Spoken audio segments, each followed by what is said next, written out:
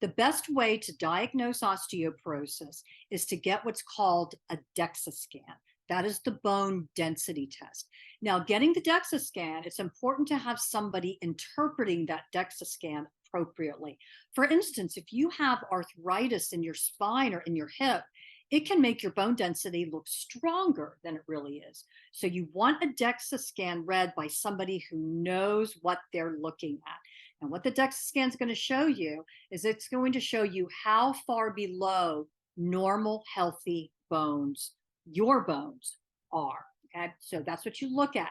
And that is the way the doctor will diagnose that. But they also use other information like your risk factors. If you've broken a bone, that's a big sign that you probably have osteoporosis. But if a parent had osteoporosis, if you were, as an adolescent, you skipped a lot of menstrual cycles, if you've started menopause, gone through menopause, if you were a smoker, those are all risk factors that put you at greater risk for osteoporosis. So your doctor will take all of those into account and then give you the proper diagnosis.